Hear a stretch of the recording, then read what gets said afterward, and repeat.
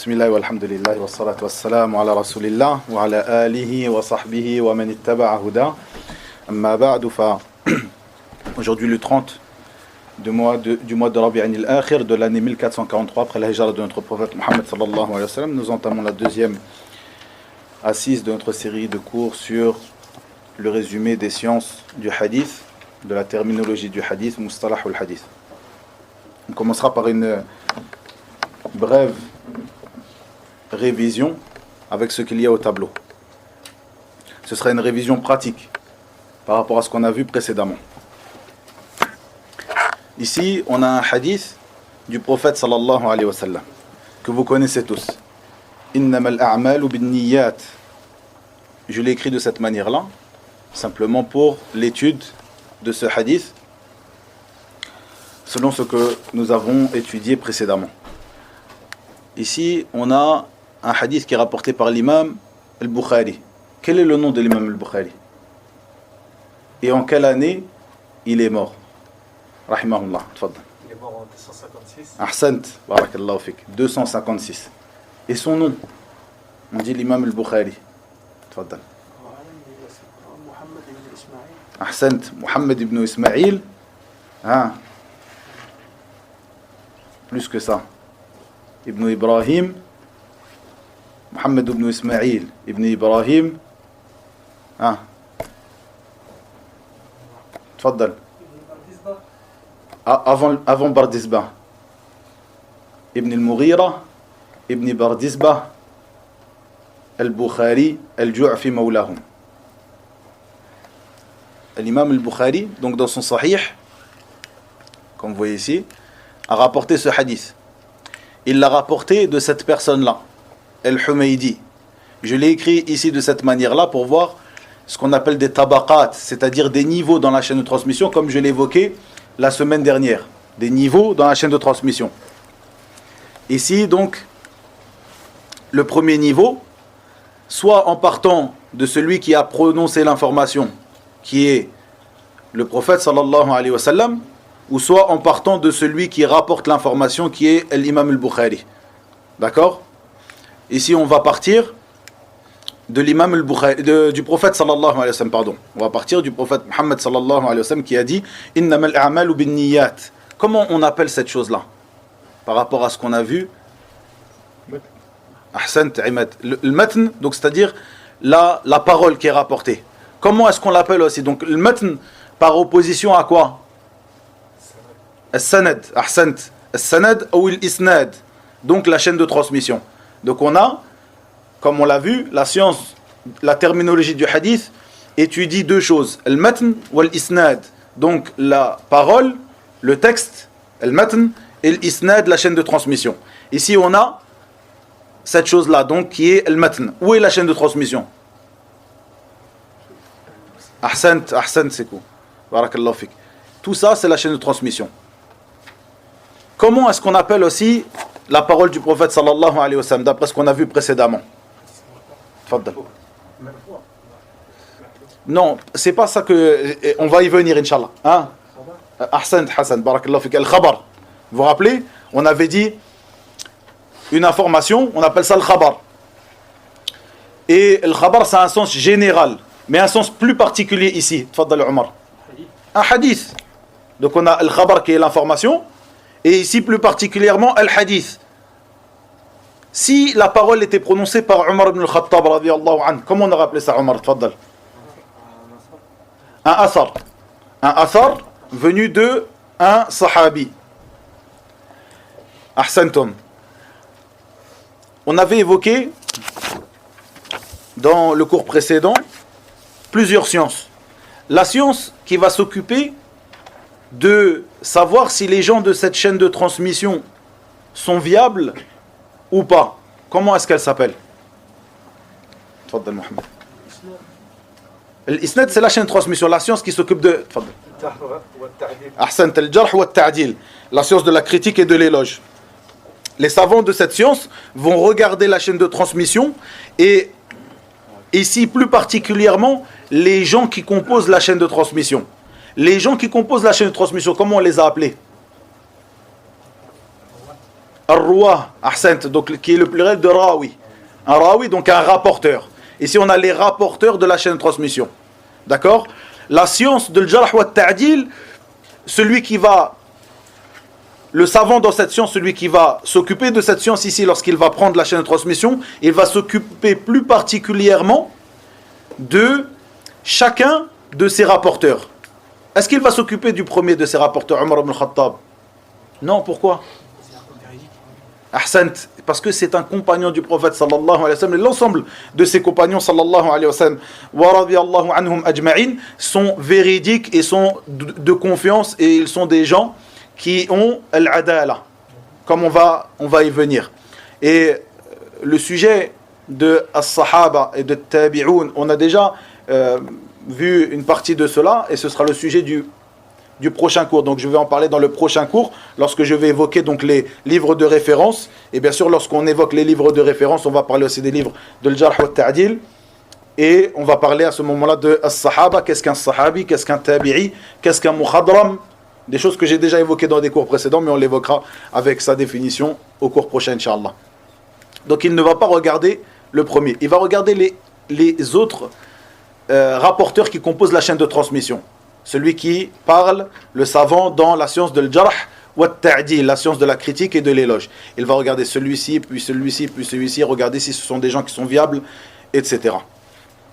Par rapport à ce qu'on avait étudié la semaine dernière, où on a décomposé l'information, le khabar, ou le hadith de manière plus générale, ou le hadith de manière plus particulière, pardon, selon la personne qui la prononce. Donc comme on vient de le voir ici, ceci est un hadith. Aussi selon son nombre de chaînes de transmission. On a dit que l'information se divisait en ahad, c'est-à-dire les informations ahad, ou al-mutawatir. Al-mutawatir, on ne l'a pas encore étudié, on va l'étudier, c'est la première chose qu'on va voir aujourd'hui. Mais ce qu'on a étudié la semaine dernière concernant le nombre de chaînes de transmission, ou le nombre de voies menant à nous, ou rapportant le hadith vers nous, c'est concernant le hadith al-ahad, et celui-ci en fait partie. Et on a dit que le hadith al-ahad, ou le hadith al-ahad, il se divisait en trois sortes. Vous vous rappelez ces trois sortes? Hassan, tfaddal.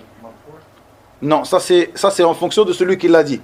Al-marfou', on a dit que c'est celui que le prophète sallallahu alayhi wa sallam a rapporté. Si je dis قال رسول الله صلى الله عليه وسلم إنما الأعمال بالنيات, ça c'est un hadith qui est marfou'. Pourquoi?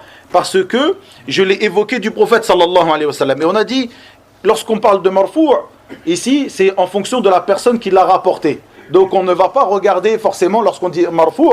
Bien sûr, cette chose-là est inhérente à la science de la terminologie du hadith, mais ici je parle expressément de al-marfou', de al-mawqouf, de al-maqtou'.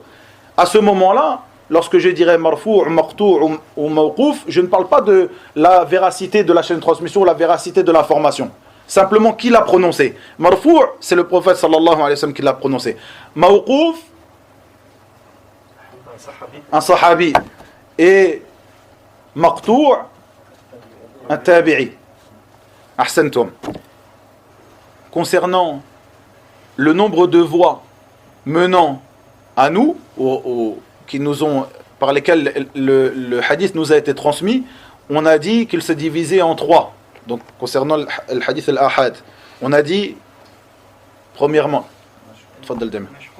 al-mashhour, ahsant, al-mashhour, le deuxième Yaqub, al-aziz, le troisième Abdallah, al-gharib, ahsantum.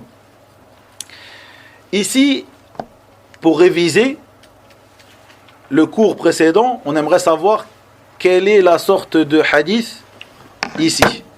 On a un hadith qui est rapporté ici par Omar, radiyallahu anhu.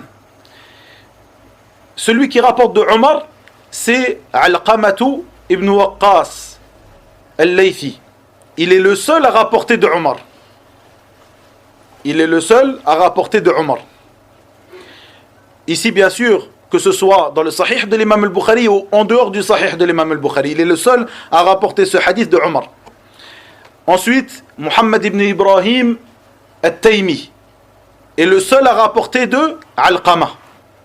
Ensuite, Yahya ibn Sa'id, qui est Al-Ansari, est le seul à rapporter de Muhammad ibn Ibrahim, Allahu Akbar, qui est le seul à rapporter de Muhammad ibn Ibrahim al-Taymi. Puis, Sufyan ibn Uyayna rapporte de Yahya ibn Sa'id, Sufyan wa Khalq, c'est-à-dire Sufyan et d'autres personnes, plein d'autres personnes rapportent ce hadith de Yahya. C'est-à-dire que Sufyan n'est pas le seul à rapporter ce hadith de Yahya.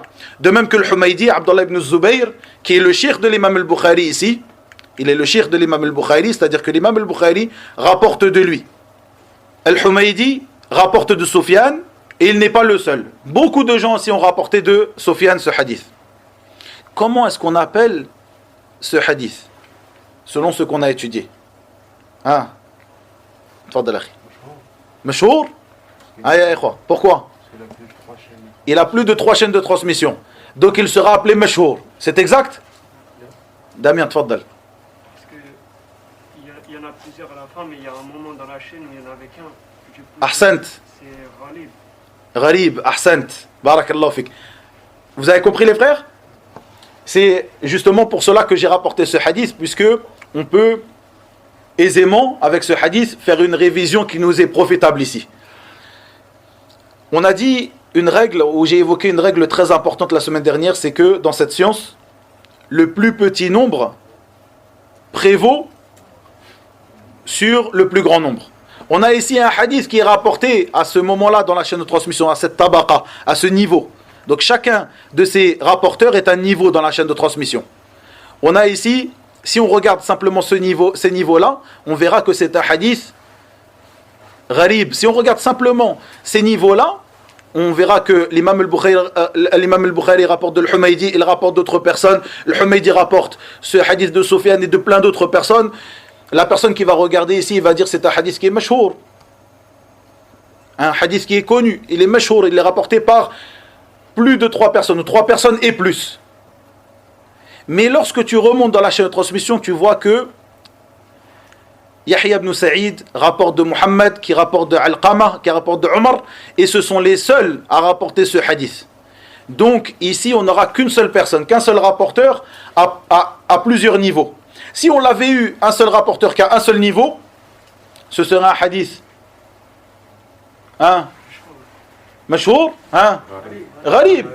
Du moment qu'à un niveau dans la chaîne de transmission, un seul niveau dans la chaîne de transmission, on n'a qu'une seule personne qui le rapporte, ce sera un hadith gharib. Même si, après ce niveau-là, on a des millions de personnes qui rapportent ce hadith.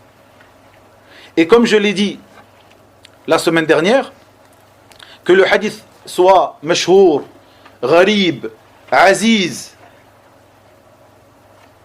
tout ceci ne veut pas dire que ce hadith est un hadith qui est authentique, sahih. Vous voyez, il est possible qu'un hadith gharib soit un hadith authentique, parmi même qui a atteint un des plus hauts degrés d'authenticité, comme ce hadith, qui est rapporté par une chaîne de transmission remplie de gens qui font partie des grands mémorisateurs du hadith. Al-Huffaz, Al-Kibar, comme ce hadith. Pourtant c'est un hadith gharib. Et à l'inverse de cela, des ahadiths qui seront parmi les ahadiths al-mashhoura, c'est-à-dire qui auront dans chacun de leurs chaînes de transmission plus de 3 personnes, ou 3 personnes et plus, qui sont des hadiths qui sont faibles. Vous comprenez? Barakallahu fikum. Tfaddal li Ayman. Ça sert à quoi en fait de savoir par rapport à ça? Par rapport à ça, il faut voir que le plus souvent, lorsqu'un hadith a plus de voies de transmission, plus de chaînes de transmission, ce sera un facteur de garantie de son authenticité. C'est-à-dire plus un hadith a de chaînes de transmission, généralement, plus c'est une garantie de son authenticité. Mais comme je viens de le dire, ce n'est pas quelque chose ce n'est pas une règle dont il n'y a pas d'exception. Au contraire, il y a beaucoup d'exceptions à cette règle, mais de manière générale, un hadith qui est gharib sera plus souvent un hadith qui sera faible plutôt qu'un hadith qui sera aziz ou mashhour. Pourquoi? Parce que, comme on va le voir aujourd'hui, lorsque dans une de ces chaînes de transmission, le hadith, lorsque l'une de ces chaînes de transmission, le hadith, est par exemple faible, parce que dans cette chaîne de transmission, il y a quelqu'un qui est faible, eh bien, celui qui est le savant du hadith qui regardera dans ces chaînes de transmission, regardera une autre de ces chaînes de transmission. Si c'est un hadith qui est mashhour, il en a 3 et plus. Il aura une de ces chaînes qui est faible. Mais toutes les autres qui seront authentiques. Ou alors une qui est faible, une autre qui est bonne, une autre qui est authentique. Et à partir de là, il aura plus matière à étudier ce hadith et à regarder et à trouver que ce hadith est un hadith qui est authentique. Alors qu'un hadith qui est gharib, c'est-à-dire où il n'y a qu'une seule chaîne de transmission, qu'un seul rapporteur, eh bien, à partir de là, par exemple, si on regarde ici le Humaydi, c'est quelqu'un qui fait partie des grands mémorisateurs du hadith, des imams. Si cette personne-là était une personne qui était faible, on regarderait toutes les autres personnes qui ont rapporté de Sufyan.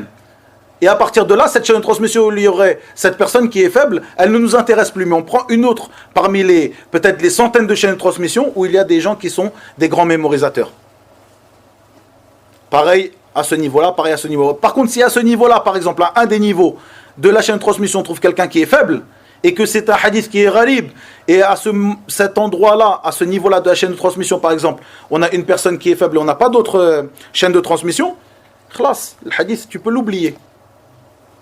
Puisque c'est un hadith qui a qu'une seule chaîne de transmission à ce niveau-là, et à ce niveau-là, la personne est faible.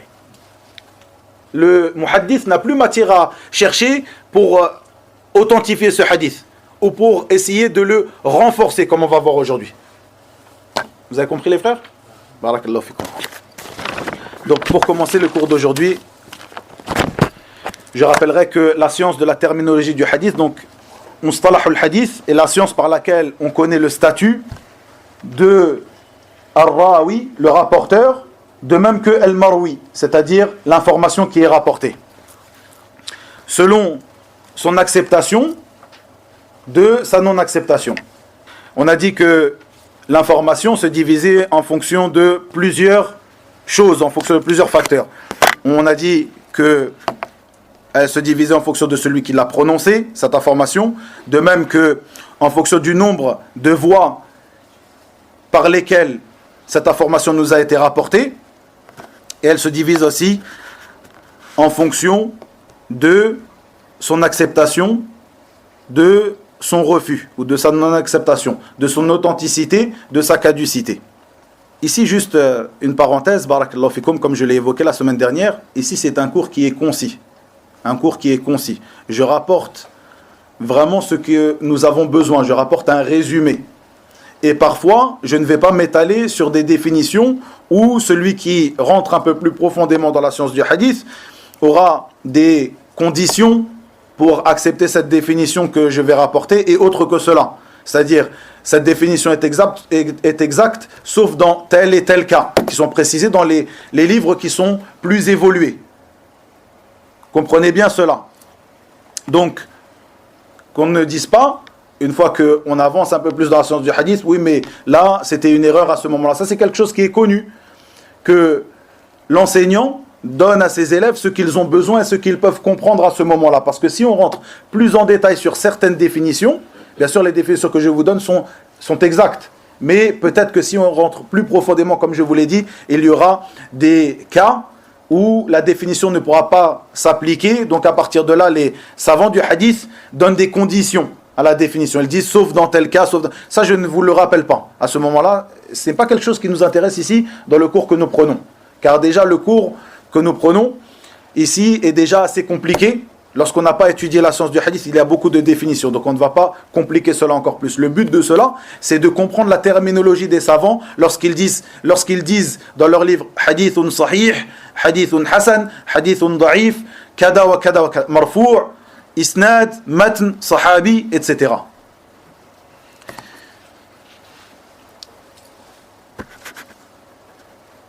Parmi ces choses,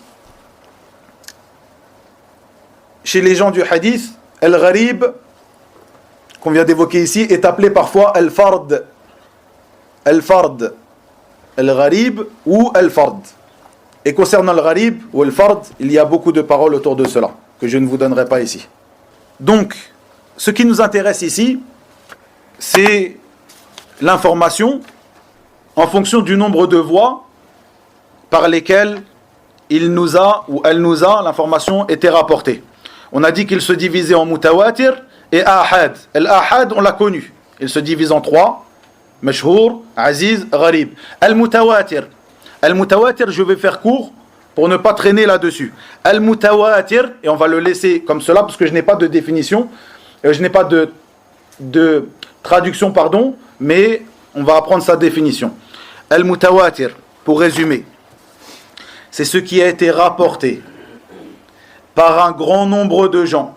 Et ici, les définitions des savants divergent. Certains disent qu'il a été rapporté par une communauté. Et lorsqu'ils disent une communauté, c'est pour désigner un grand nombre de gens. Celui qui a été rapporté par un grand nombre de gens, dont habituellement, il est impossible qu'ils s'accordent pour mentir ou falsifier cette information. Pour mentir à propos de cette information ou pour falsifier cette information, comme vous voulez. Et les savants rapportent une condition ou une précision dans cette définition. Ils disent et que cette information est quelque chose de concret, donc par opposition à l'abstrait. Et cette précision ne va pas nous intéresser beaucoup. Simplement lorsqu'ils disent concret par opposition donc à l'abstrait, c'est-à-dire quelque chose qui est en rapport avec les cinq sens et non quelque chose qui est en rapport avec la raison. C'est-à-dire que ici, lorsqu'on parle de mutawatir, on ne parle pas quelque chose qu'on comprend par la raison. Par exemple, le plus grand nombre, ou par exemple 20 est plus grand que 10. C'est quelque chose qu'on connaît par la raison. On sait que le plus grand est plus que le plus petit. 20 est plus élevé, est un nombre plus élevé que 10. C'est quelque chose qu'on comprend par la raison. Et non par les cinq sens, c'est-à-dire pas quelque chose qu'on a entendu, quelque chose qu'on a vu, quelque chose qu'on a touché. Vous comprenez? C'est quelque chose qui ne nous intéresse pas beaucoup ici dans notre définition. Mais certains parmi les savants, ils rapportent cela. C'est-à-dire qu'on ne parle pas de mutawatir lorsqu'on dit la fraction d'un nombre est plus petite que le nombre lui-même. Un quart d'une chose est plus petit qu'une chose entière.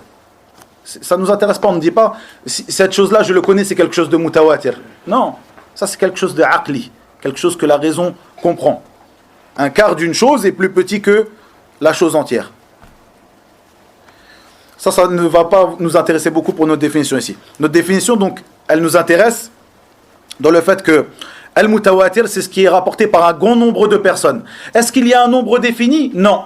On dit un grand nombre de personnes, puisqu'on a vu que le mashhour, c'est ce qui est rapporté par 3 personnes, et plus, sans arriver au niveau d'une information mutawatir, d'un khabar mutawatir. Donc le mashhour de 3 jusqu'à mutawatir. Mais mutawatir, c'est combien? 10, 20, 30? Du moment que c'est un grand nombre de personnes, eh bien ça s'appelle mutawatir.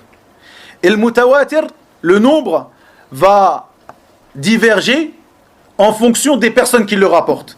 C'est-à-dire qu'une information qui est rapportée par les 4 califes bien guidés, Abu Bakr, Omar, Uthman ou Ali, radiyallahu anhum, n'est pas pareille qu'une information qui est rapportée par 10 000 personnes parmi ceux qui sont venus à notre époque. Donc ici on parle d'un grand nombre. Un grand nombre de sahaba n'est pas pareil qu'un grand nombre de gens de notre époque. Vous comprenez? Donc ceci est un khabar mutawatir, celui qui est rapporté par un grand nombre de personnes. Et on laisse cette manière d'exprimer cela ou de définir cela, un grand nombre. Un grand nombre qu'il est impossible habituellement qu'il s'accorde pour mentir ou pour falsifier cette information. Encore une fois, si les 4 califes bien guidés, radiyallahu anhum, rapportent une information, il est impossible qu'ils s'accordent pour mentir sur le prophète sallallahu alayhi wa sallam. On est d'accord. De même que, autres que eux parmi ceux qui les ont suivis dans le bien, parmi les grands imams. Donc ce n'est pas la même chose lorsque des grands imams rapportent une information que autres que eux parmi des gens qui n'ont rapporté peut-être que très peu de hadiths ou qui ont été peu connus pour leur piété et autres que cela. Vous comprenez? Pour donner un exemple, pour essayer de comprendre un peu mieux ce que le mutawatir,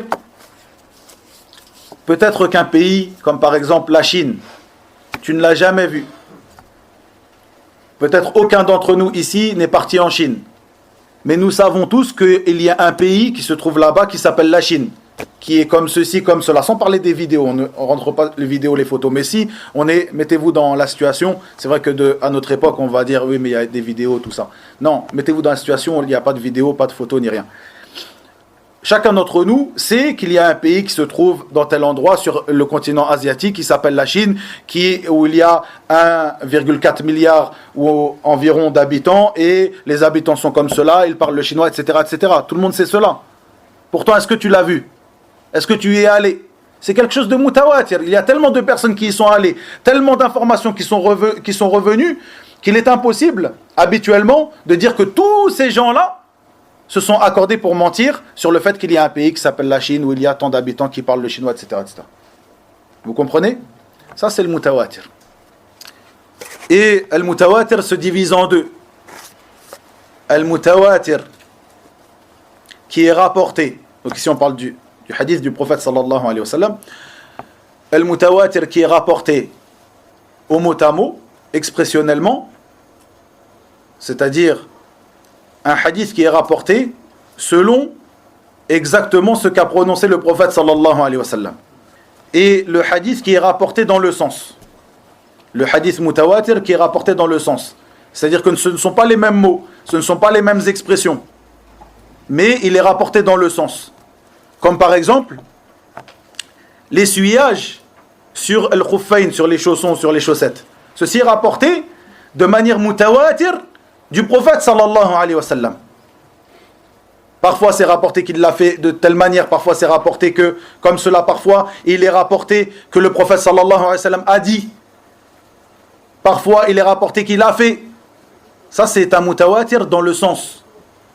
Parfois une parole prononcée, parfois un acte qu'il a fait, mais tout cela revient au fait qu'il a essuyé sur les chaussons et que l'essuyage sur les chaussons, sur les chaussures est quelque chose de légiféré. Vous comprenez? Et des hadiths mutawatir, il y en a plein. Certains, parmi les gens de science, ont dit mimma tawatara hadithu man kadhab wa man bana lillahi baytan wahtasab. Parmi ce qu'il y a été rapporté mutawatir, mimma tawatara hadithu man kadhab. Parmi ce qui a été rapporté de manière mutawatir, hadith man kadhaba alayya muta'ammidan falyatabawwa maq'adahu min an-nar. Donc dans le sens de ces paroles sallallahu alayhi wa sallam, celui qui ment sur moi intentionnellement, qu'il prenne sa place en enfer, dans le feu. Ça c'est un hadith mutawatir. Wa man bana lillahi baytan wahtasab, et celui qui construit une maison pour Allah, Allah lui construit une maison. Celui qui construit une mosquée, Allah lui construit une maison au paradis. Ça c'est un hadith mutawatir aussi.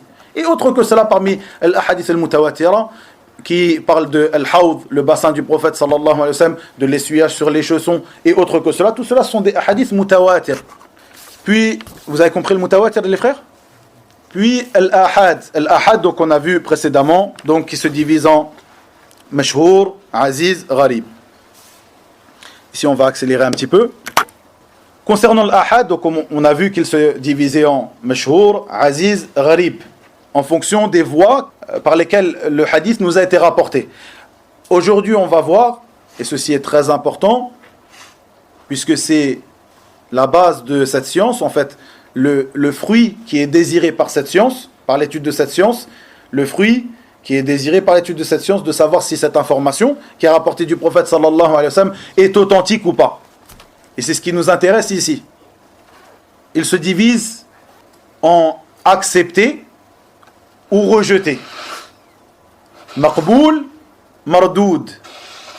Ça, je ne l'avais pas évoqué la semaine dernière. La semaine dernière, j'avais dit qu'il se divisait en sahih, hasan, da'if. Donc authentique, bon, faible.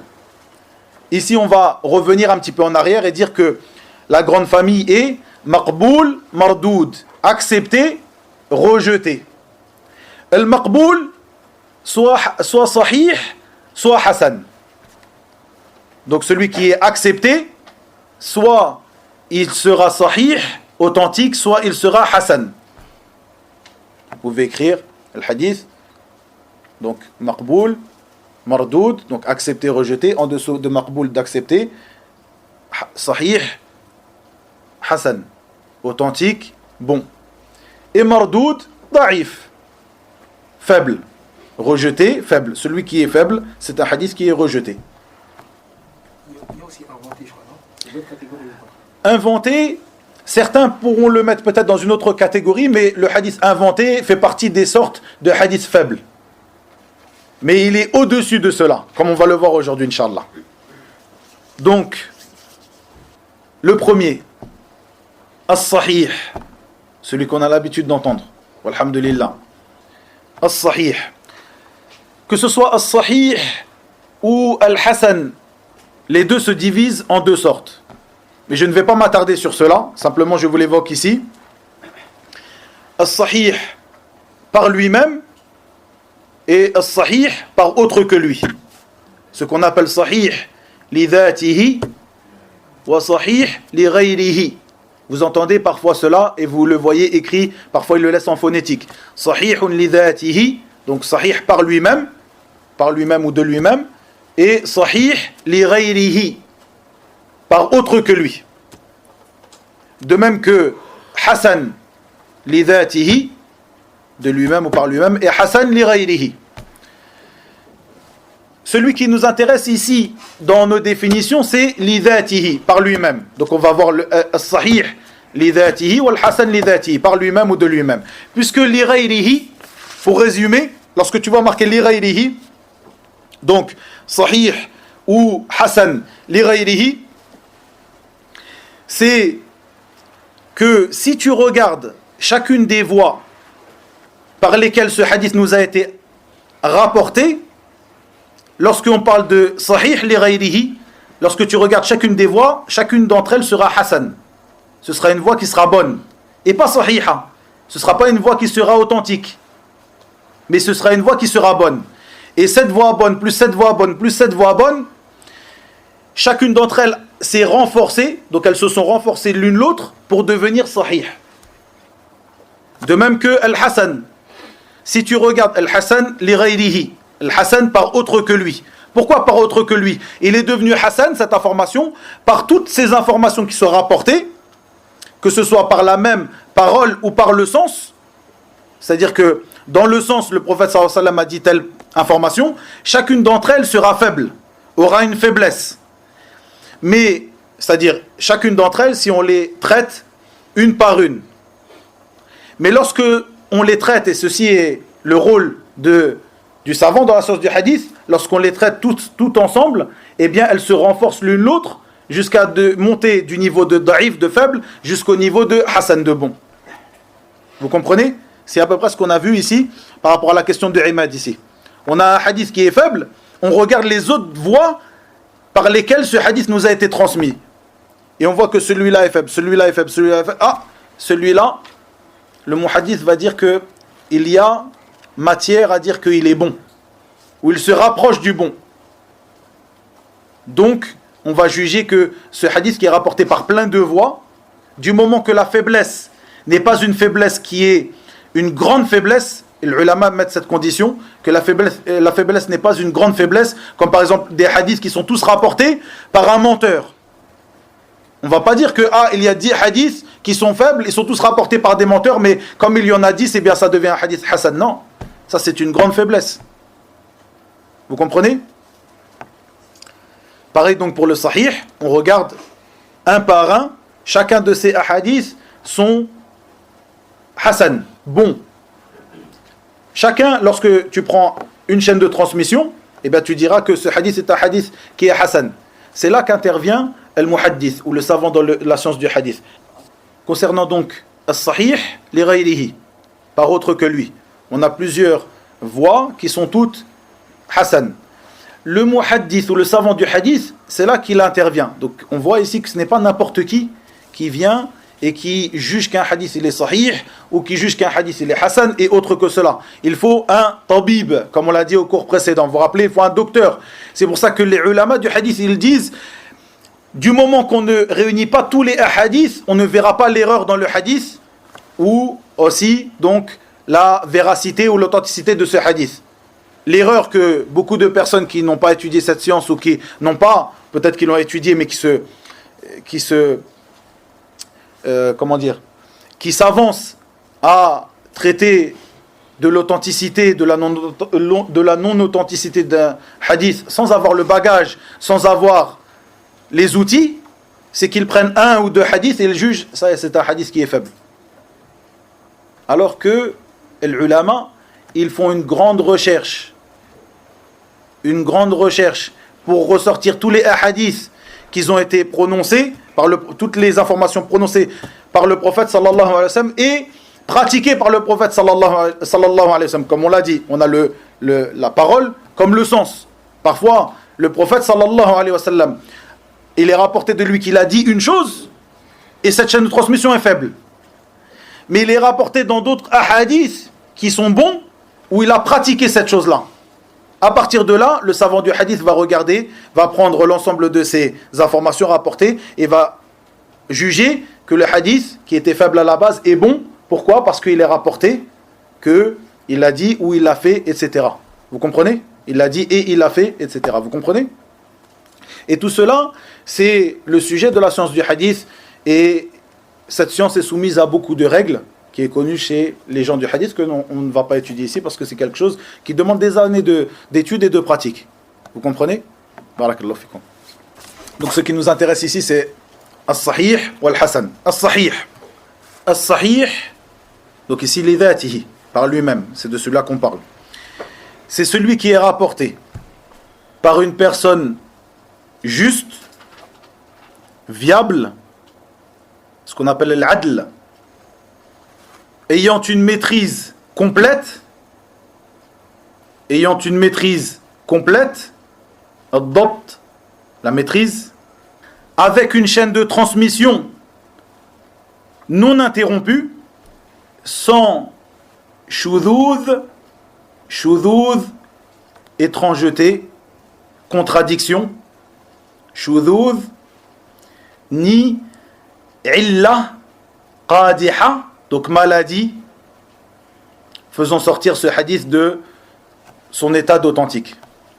Pour ceux qui veulent apprendre le vers de poésie, il dit Al-Hafidh al-Iraqi dans sa poésie Al-Alfiyya, فالأول الصحيح المتصل الإسناد بنقل عدل ضابط الفؤاد عن غيره من غير ما شذوذ أو علة قادحة فتوذ.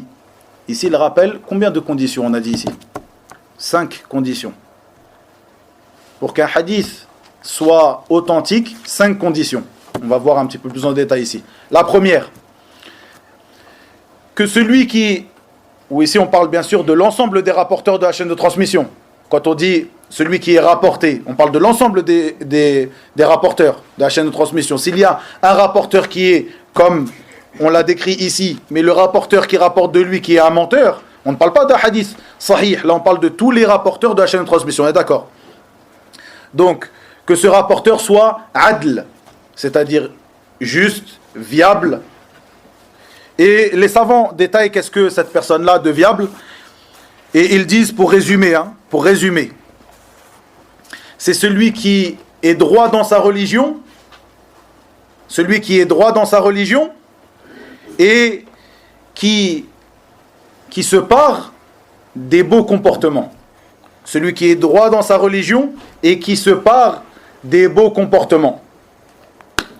C'est pour résumer. Après, il y a des détails sur qu'est-ce que celui qui est droit dans sa religion, qu'est-ce que ses beaux comportements, etc. Je ne vais pas rentrer ici, je ne vais pas rentrer dans les détails ici. Celui qui est droit dans sa religion et qui se pare des beaux comportements. Celui-là est al-adl, celui qui est juste, qui est viable pour apporter le hadith authentique ici. La deuxième condition, celui qui a une maîtrise complète. Tamud dabt. Celui qui a une maîtrise complète. La maîtrise de quoi? De ce qu'il rapporte. La maîtrise de ce qu'il rapporte. Une maîtrise complète. C'est-à-dire qu'il rapporte quelque chose, qu'il a entendu une chose et qu'il la rapporte comme il l'a entendu. Ou qui a écrit une chose et qu'il la rapporte selon ce qu'il a écrit. Dans ton cahier, on te quel était le sujet du cours aujourd'hui? Qu'est-ce qu'il a dit à propos du hadith sahih? Tu lis, il a dit comme ceci. Ça, c'est ce qu'on appelle qu'il a une maîtrise complète. Il rapporte exactement comme il l'a entendu ou comme il l'a écrit. Ceci est très important pour le hadith Hassan, comme on va le voir, le hadith qui est bon, comme on va le voir tout de suite. Avec une chaîne de transmission non interrompue. Non interrompue. Regardez la chaîne de transmission ici. Ça, c'est une chaîne de transmission non interrompue. Omar, radiyallahu anhu, l'a entendu du prophète sallallahu alayhi wa sallam. Alqama l'a entendu de Omar. Muhammad l'a entendu de Alqama. Yahya l'a entendu Muhammad. Sufyan de Yahya. Al-Humaydi de Sufyan. Et l'imam al-Bukhari de Al-Humaydi. Si on a une des personnes qui dit que elle a entendu, si on a une des personnes ici dans la chaîne de transmission qui est effacée, pour ne pas rentrer dans les détails puisqu'on va y arriver, une des personnes qu'on efface ici dans la chaîne de transmission, elle devient interrompue. On ne sait pas qui est entre, par exemple, Sofiane et Muhammad, puisque Sofiane n'a pas entendu de Muhammad, on ne saura pas qui est ce Yahya ibn Sa'id. Si on l'efface, eh bien, à partir de là, la chaîne est interrompue. Elle est interrompue à Sofiane ou à Muhammad en fonction de celui qui rapporte ou de celui qui a prononcé l'information. Une chaîne interrompue. Ceci est une des conditions. Et on va le voir ici quand on va voir les conditions qui rendent le hadith faible, que la chaîne soit interrompue. Et ceci fait partie d'une des grandes conditions. La quatrième condition, ash-shudhudh, c'est-à-dire que ce hadith n'ait pas de shudhudh. Ash-shudhudh, c'est-à-dire d'étrangeté ou de contradiction. Ça, c'est la non-interruption de la chaîne de transmission, c'est la troisième. Non-interruption de la chaîne de transmission, troisième condition. Quatrième condition, que ce hadith n'ait pas de shudhudh, donc d'étrangeté ou de contradiction. Ash-shudhudh, pour résumer, vraiment résumer, et lorsque dans un hadith il y a des shudhudh comme cela, on appellera ça un hadith shadh. Vous avez peut-être déjà entendu ça. Qu'est-ce que c'est que ce hadith shadh? Pour résumer, c'est lorsque une personne contredit dans ce qu'il rapporte une autre personne qui est plus forte que lui ou un plus grand nombre que lui. On a par exemple Saïd qui est plus fort que Abdallah dans la mémorisation. Saïd dit que le cours de la semaine prochaine sera dimanche et non samedi. Et Abdallah dit non, ce sera samedi. Saïd est plus fort que Abdallah dans la mémorisation. On dira que lui a mémorisé et Abdallah n'a pas mémorisé. Il y a ici dans la formation d'Abdallah des shudhudh. Son information est shadh. Vous comprenez? Et effectivement, le cours de la semaine prochaine sera dimanche, incha'Allah ta'ala, et non samedi, puisque j'ai reporté mon voyage. Inch'Allah ta'ala. Donc dimanche, à la même heure, comme d'habitude. Pareil, si Abdallah, Anas, Zakaria, Sharif, Shir, Yaqub, tout cela rapporte une information, et Saïd tout seul rapporte l'inverse de l'information. Eh bien on dira que ce groupe-là, si c'est bien sûr un groupe qui est viable, comme dans le cas ici, eh bien l'information de Saïd ici est une information où il y a des shudhudh, qui est shadh, qui est étrange, qui est contradictoire avec ce qui est rapporté par le plus grand groupe. Pour résumer. Vous avez compris? C'est un grand sujet. Le shudhudh, le hadith shadh, c'est un grand sujet chez les gens du hadith, comme al-illa al-qadiha, donc la maladie qui fait sortir le hadith de son degré d'authenticité, comme on l'a dit. Et ça, je l'ai déjà expliqué au cours précédent. Vous vous rappelez, lorsque j'ai parlé de la science de l'ilal, la science des maladies du hadith. Donc, quand dans un hadith, il y a une illa qadiha, pourquoi qadiha? C'est-à-dire une maladie qui le fait sortir de son authenticité. Parfois, il y aura une maladie qui est bénigne. C'est comme ça qu'ils disent. Une maladie bénigne. C'est-à-dire une maladie qui ne fait pas sortir le hadith de son authenticité. Par exemple, un hadith où il est rapporté que il y a eu entre le prophète sallallahu alayhi wa sallam et l'un de ses compagnons pour la vente d'un chameau qu'ils se sont accordés sur tant d'argent. Et dans l'autre hadith, il est rapporté qu'ils se sont accordés sur tant d'argent, une somme moindre ou une somme plus élevée. Ici, il y a une illa. Ici, il y a une maladie. Mais cette maladie est bénigne, puisque le jugement que l'on retire de ce hadith est authentique. Et le jugement que l'on retire de ce hadith, le nombre de darahim qu'ils ont été question dans la transaction ne change pas le jugement, ne touche en rien le jugement, ni que ce hadith ne soit pas authentique, ni même le jugement religieux que l'on ressort de ce hadith. Donc c'est une maladie qu'il y a dans ce hadith, puisqu'il a rapporté parfois qu'il y a eu transaction sur tant de darahim et parfois tant de darahim. Mais ceci n'est pas important, n'est pas une maladie qui fait sortir le hadith de son authenticité. Vous avez compris ? 5 conditions. 5 conditions, qui sont des conditions très importantes. Ayyuhal ikhwa, ces conditions-là, comme ce qu'on va le voir ici, je le rappellerai aussi à ce moment, ce sont des conditions pour l'acceptation de la parole du prophète sallallahu alayhi wa sallam. Et ceux qui sont venus après lui, lorsque tu juges d'un hadith qu'il est authentique, d'un khabar, d'une information qu'elle est authentique ou pas. Et ces choses-là, on les apprend pour, bien sûr, les pratiquer ici dans notre religion, de même que dans notre vie de tous les jours. C'est-à-dire que quand une personne te rapporte une parole, eh bien regarde si cette parole est authentique. Si cette personne te rapporte une parole qui n'a rien à voir avec la parole que tu as entendue d'une dizaine d'autres personnes, tu vas dire, ah, lui, sa parole est chèvre. Elle est étrange, elle est contradictoire. Si une personne te rapporte une parole et tu sais que cette personne-là ne mémorise pas, il n'a pas de maîtrise de ce qu'il entend, tu n'acceptes pas cette parole. Malheureusement, beaucoup d'entre nous, on ne fait pas attention à cela. Alors que ça, ce sont les sciences des gens de l'islam. Ce sont les sciences de notre religion. Si une personne est connue comme étant une personne qui oublie beaucoup, qui se trompe beaucoup, comme on va le voir ici dans le hadith ad-da'if, le hadith faible, cette personne-là, là-bas, tu ne prends même pas son information. Et le fait que cette personne soit une personne de piété, soit une personne qui a un bon manhaj, quelqu'un des gens de la sunna, ne veut pas dire que toute information qu'il rapporte est une information qui est véridique. Il est rapporté de l'imam Malik, de même que de Abu Zinad et autres parmi les savants, parmi at-tabi'in ou atba' at-tabi'in et les imams qui les ont suivis après eux, qu'ils demandaient ad-du'a de certaines personnes, c'est-à-dire ils demandaient à des gens pieux d'invoquer pour eux en leur faveur ou d'invoquer pour les musulmans, mais ils ne prenaient pas de eux l'information. C'est-à-dire cette personne-là, elle vient, il lui demande, invoque Allah tabaraka wa ta'ala, puisque c'est quelqu'un dont il a le soupçon que c'est quelqu'un de pieux, qu'il est plus à même que son invocation soit exaucée. Mais il ne prenait pas l'information de lui. Si lui me rapporte l'information, malgré que c'est quelqu'un de pieux, quelqu'un des gens de la sunna, quelqu'un qui a les meilleurs comportements, mais c'est quelqu'un qui oublie. C'est quelqu'un que je connais comme étant quelqu'un qui a une mauvaise mémoire, quelqu'un qui ne s'enquérit pas de la véracité de l'information, quelqu'un qui rapporte. Dès qu'il entend une parole de quelqu'un, il la rapporte. Ça, c'est des gens de qui on ne prend pas l'information. Et on doit le pratiquer dans notre vie de tous les jours. Et en particulier, quand ces informations sont en relation avec notre religion.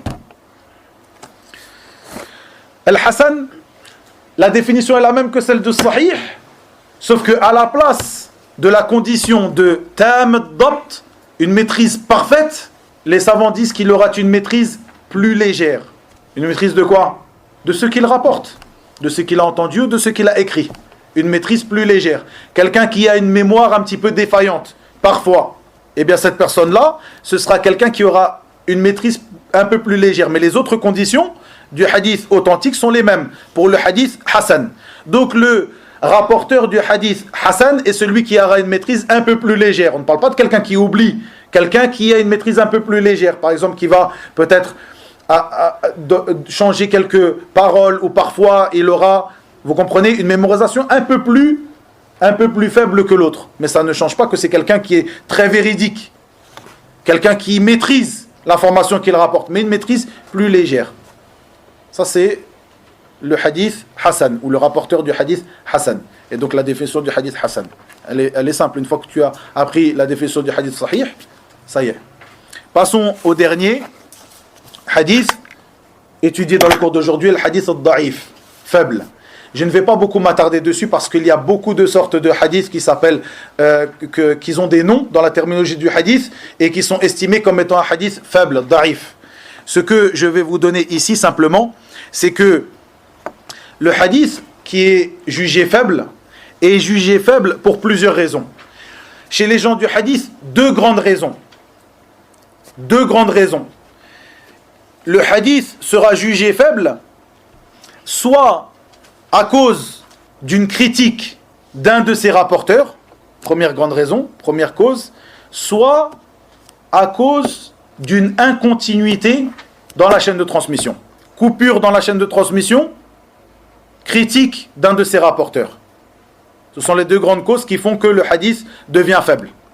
Encore une fois, faites bien attention. Là, ce sont des choses, ce sont les règles des gens de l'islam. Ce sont des choses à pratiquer aussi dans notre vie de tous les jours. Regardez. La première de ces grandes causes, donc, une incontinuité, une coupure dans la chaîne de transmission.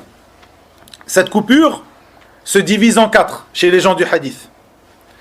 La première, soit le hadith sera appelé mursal. Mursal. Mursal. Qu'est-ce que le hadith mursal? C'est celui qui est rapporté par un tabi'i. Donc le tabi'i dit, le prophète Mohammed sallallahu alayhi wa sallam a dit, du moment que cette personne-là, ce tabi'i, ne rapporte pas d'un sahabi. Parce que s'il rapporte d'un sahabi, même si on ne sait pas quel est ce sahabi, eh bien le hadith sera authentique, puisque tous les sahaba sont des gens de adl et de dabt. D'accord? Mais ici on dira donc, lorsque il y a une coupure à ce niveau-là de la chaîne de transmission, à ce niveau-là, regardez la chaîne, lorsqu'il y a une coupure à ce niveau-là, et que celui qui est ici n'est pas un sahabi. Parce que si celui qui est ici est un sahabi, et il le rapporte d'un autre sahabi, même s'il le rapporte de 10 parmi sahaba, ce n'est pas un problème. Vous comprenez? Mais celui qui est ici, si c'est un tabi'i, on ne sait pas si ce tabi'i rapporte d'un sahabi ou d'un autre tabi'i, et on ne sait pas qui est cette personne qui est tombée. Cette coupure de la chaîne de transmission, on appelle ça un hadith mursal. Et bien sûr, ici, comme je l'ai dit, ce sont des cas qui rendent le hadith faible. Donc on ne parle que de hadiths qui sont faibles. Bien sûr, ce hadith qui est faible peut se renforcer par d'autres hadiths faibles, lorsque la faiblesse n'est pas une faiblesse qui est lourde, qui est dure, comme on l'a vu précédemment. Ici, ce n'est pas le sujet. Ici, on veut savoir les causes qui rendent un hadith faible. Donc la coupure ici, au début de la chaîne de transmission. Mursal. La deuxième sorte, al-mu'allaq. Al-mu'allaq. Al-mu'allaq, c'est lorsque la coupure est à ce niveau-là de la chaîne de transmission. Regardez, l'imam al-Bukhari rapporte de qui? La personne de qui il rapporte l'imam al-Bukhari. Lorsque cette personne-là tombe, eh bien, on dira un hadith mu'allaq. C'est-à-dire l'imam al-Bukhari, il rapporte d'une personne, il va dire que Sufyan a dit. Mais l'imam al-Bukhari n'a pas entendu de Sufyan. Il ne l'a pas vu. Sufyan est mort avant la naissance de l'imam al-Bukhari. Ou avant que l'imam al-Bukhari commence à étudier le hadith. Donc dans tous les cas, c'est impossible que l'imam al-Bukhari ait entendu de Sufyan. À ce moment-là, donc on sait qu'il y a une personne entre Sufyan et l'imam al-Bukhari. On dit mu'allaq. De même que mu'allaq, donc ici on a le mursal, lorsque la personne tombe à cet endroit-là de la chaîne de transmission, au début de la chaîne de transmission, lorsqu'on dit que ceci est le début de la chaîne de transmission. Le mu'allaq, de l'autre côté de la chaîne de transmission. On appelle aussi mu'allaq lorsque une personne dit Qala Rasulullah sallallahu alayhi wa sallam. C'est-à-dire il efface toute la chaîne de transmission. Ça c'est quelque chose de mu'allaq. Par exemple, l'imam al-Bukhari, dans son sahih, il rapporte des paroles du prophète sallallahu alayhi wa sallam. On sait très bien que l'imam al-Bukhari n'a pas entendu du prophète sallallahu alayhi wa sallam, mais il dit Qala Rasulullah sallallahu alayhi wa sallam, sans chaîne de transmission. On appelle ça mu'allaq chez les gens du hadith. Il le rapporte directement du prophète sallallahu alayhi wa sallam. Le troisième, al-mu'adal. Al-mu'adal. Al-mu'adal, c'est lorsque deux personnes dans la chaîne de transmission sont effacées, sont tombées. Et que ces deux personnes sont tombées, sont effacées continuellement, en continuité. C'est-à-dire, si on efface Muhammad al-Taymi et Yahya ibn Sa'id, il y a deux personnes de la chaîne de transmission qui sont tombées et ils sont en continuité. D'accord? À l'inverse de si on efface Al-Humaydi et Muhammad al-Taymi. Ils ne sont pas en continuité. On a Al-Humaydi qui est ici et Al-Taymi qui est à cet endroit-là dans la chaîne de transmission. Et ça, c'est ce qu'on appelle Al-Munqati'. Al-Munqati', c'est la quatrième sorte. Donc on a le mu'adal, lorsque deux personnes tombent de la chaîne de transmission, deux personnes tombent, et que ces personnes tombent de manière continue dans la chaîne de transmission, l'un après l'autre. Et parfois les gens du hadith appellent lorsqu'il y a deux personnes et plus dans la chaîne de transmission qui tombent en continuité. Mu'adal. Et al-munqati' lorsqu'il tombe, mais pas en continuité. Donc un par exemple ici et l'autre ici. On a un trou ici et un trou ici. Comment on sait qu'il y a des gens qui sont tombés? Le sahabi peut-être, le rapporteur ne dit pas. Je rapporte, mais la personne dont je rapporte, je ne dis pas son nom. Non. On le sait parce que les gens du hadith, les savants du hadith, lorsqu'ils regardent la chaîne de transmission, ils connaissent les rapporteurs de la chaîne de transmission, ils savent qu'un tel n'a pas entendu de un tel. Un tel est mort avant qu'un tel ne vienne au monde.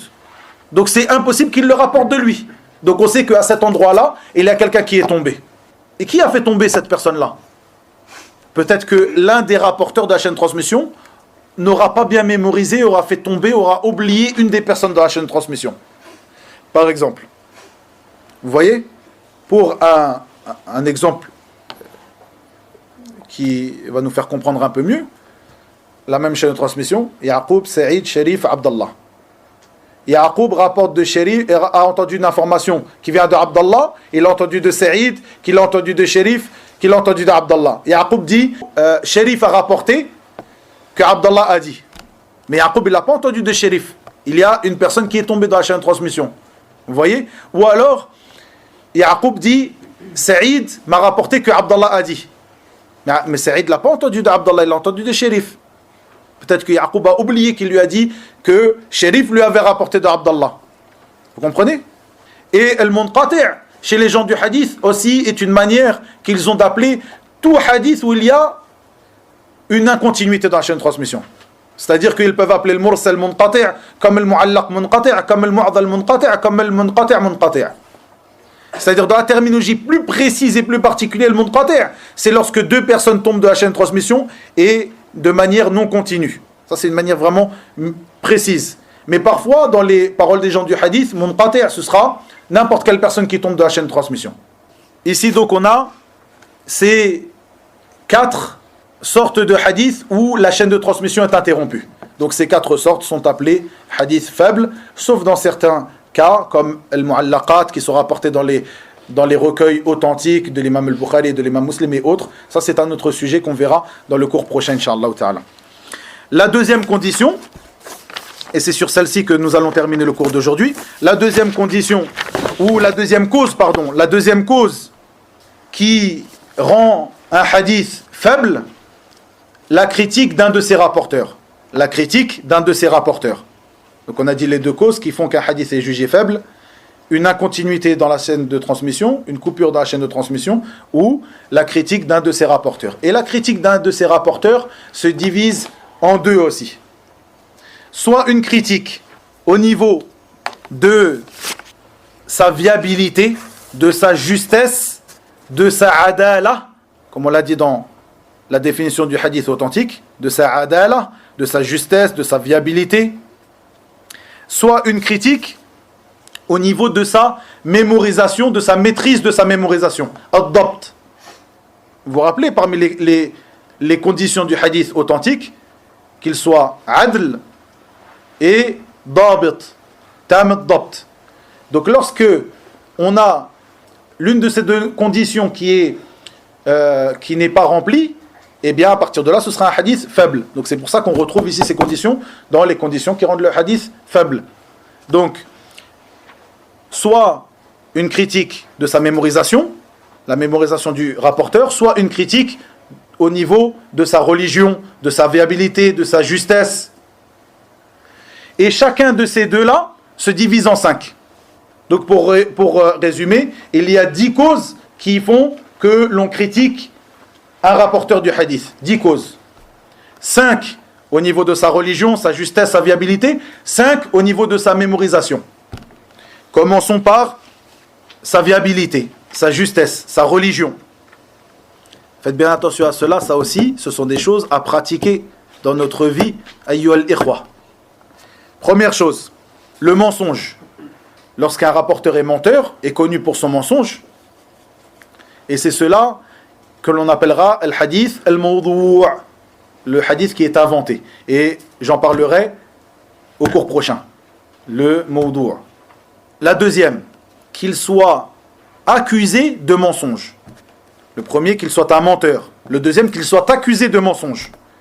Et les savants expliquent cette expression, qu'il soit accusé de mensonge, parfois dans le fait qu'il est accusé de mensonge, mais on n'a pas de preuve comme quoi il a effectivement menti, ou alors qu'il soit accusé de mensonge ou reconnu comme étant un menteur dans ses paroles, dans sa vie de tous les jours, mais qu'il n'est pas reconnu qu'il a menti sur le prophète sallallahu alayhi wa sallam. Parce que là, ici, on parle du hadith. Le menteur est celui qui ment sur le prophète sallallahu alayhi wa sallam. Il est reconnu qu'il a menti sur le prophète sallallahu alayhi wa sallam.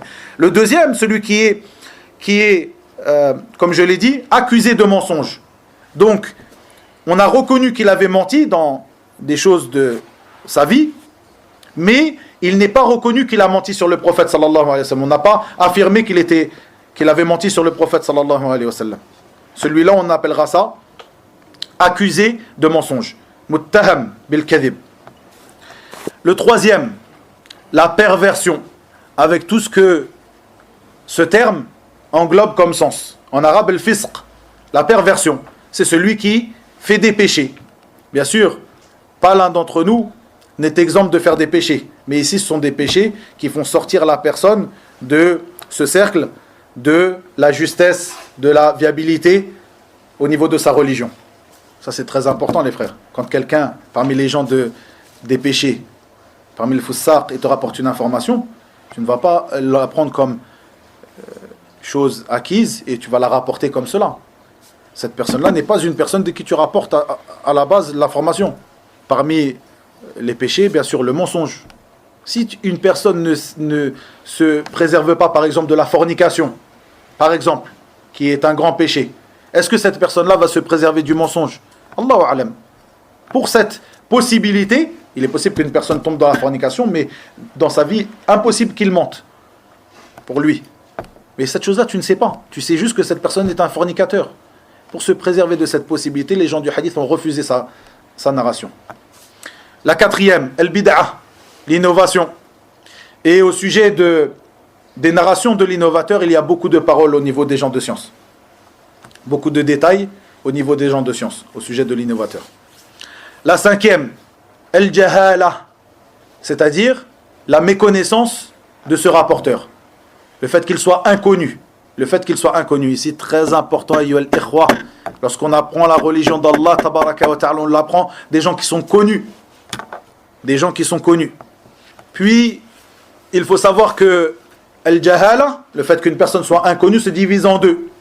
Ici, je ne vais pas détailler ces deux sortes de jahala. Je dirais juste que, au moment où une personne devient connue, selon les conditions chez les gens du hadith, c'est-à-dire qu'il n'est plus majhoul, il n'est plus inconnu, selon les conditions des gens du hadith, ceci ne veut pas dire que c'est quelqu'un de viable. Ce n'est pas au moment où une personne devient connue, ça y est, on sait qui est cette personne, on a une chaîne de transmission, telle personne, il est inconnu. On regarde selon les conditions des gens du hadith, eh bien on trouve que cette personne, non, finalement il est connu. Mais cette chose-là, le fait qu'il est connu ne veut pas dire que c'est quelqu'un de viable. Quelqu'un qui fait partie des rapporteurs, qui sont viables, qui font que son hadith est un hadith authentique ou un hadith bon. Ceci pareil dans notre vie ici. Lorsqu'une personne, c'est bon, il est connu. On le connaît.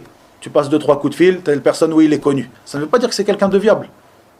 Cette personne, il a étudié à l'université, dans tel ou tel pays, etc., etc. C'est bon, il est connu. C'est pas comme ça que on va... Regardez, les sciences du hadith nous aident à comprendre notre religion ici. Avant de t'asseoir chez quelqu'un, donc, tu regardes, est-ce que cette personne est connue? C'est bon, il est connu. Tu vas passer des coups de fil, il est connu. Mais il est connu pourquoi? Et oui, on le connaît.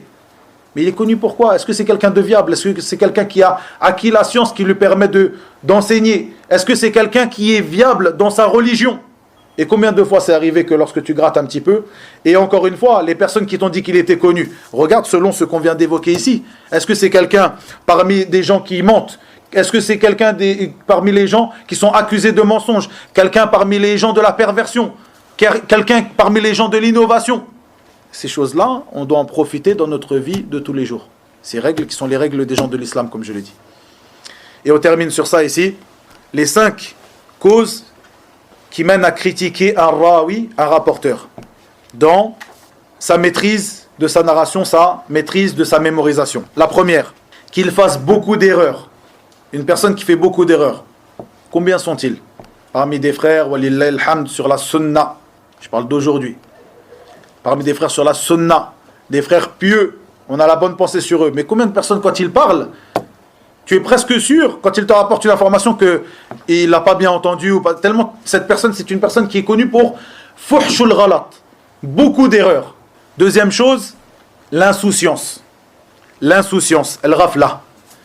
Quelqu'un qui est insouciant lorsqu'il rapporte l'information. La deuxième chose, al-wahm, qui est aussi l'erreur, mais ce n'est pas l'erreur, beaucoup d'erreurs comme le premier, fuhshul ghalat, beaucoup d'erreurs, mais al-wahm, c'est-à-dire une erreur. Parfois, il va rapporter une chose en disant qu'il l'a entendu de une telle parmi les personnes alors qu'il l'a entendu d'un tel. Il dit, c'est Cheikh un tel, il a dit cela dans la fatwa, alors que c'est quelqu'un d'autre. Ou alors, le hadith, il est dans tel livre. Il n'est pas dans ce livre-là. Ou le hadith, Cheikh al-Albani, il l'a jugé authentique. Cheikh al-Albani l'a jugé faible. L'wahm, il se trompe entre ça et ça.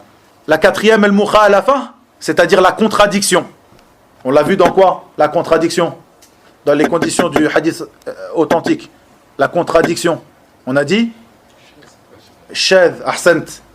Lorsqu'une personne contredit une autre personne, eh bien à partir de là, c'est une critique qu'on fera sur ce rapporteur. Et à partir de là, soit il sera un hadith qui est shadh, ou un hadith qui est munkar, et autre que cela parmi les paroles, les terminologies du hadith. Et la dernière, une personne qui a une mauvaise mémorisation. Su'ul hifdh. Mauvaise mémorisation, c'est quelqu'un qui ne mémorise pas bien, tout simplement. Il y a des gens comme ça, ils ont une mauvaise mémoire. Et c'est pour cela que plusieurs parmi les rapporteurs du hadith écrivaient. D'où l'importance de l'écriture. Et certains parmi les gens de l'jarh wa ta'dil, lorsqu'ils parlent, parmi les savants de la critique et de l'éloge, lorsqu'ils parlent sur certains parmi les rapporteurs, ils disent, si cette personne rapporte de son livre, c'est-à-dire de ce qu'il a écrit, eh bien il est viable. Mais s'il rapporte de son hifdh, de sa mémorisation, eh bien il est faible. وإلى هنا وبالله التوفيق وصلى الله وسلم وبارك على نبينا محمد والحمد لله رب العالمين.